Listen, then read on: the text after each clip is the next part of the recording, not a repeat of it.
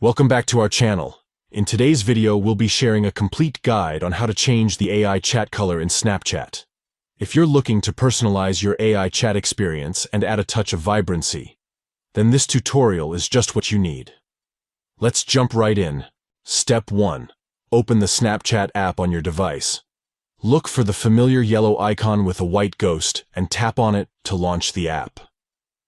Step 2. Once the app is open, go to the My AI chat.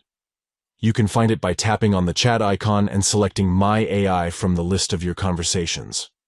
Once you're in the chat, tap on the picture to access your AI profile options. Step 3. Within the AI profile options, you'll find the color section. Tap on it to change the color of your AI chat.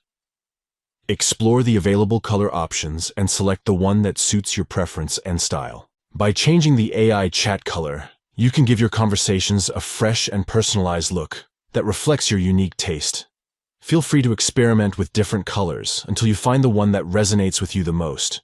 You can always change it later if you decide to switch things up. Thank you for watching, and we'll catch you in the next video.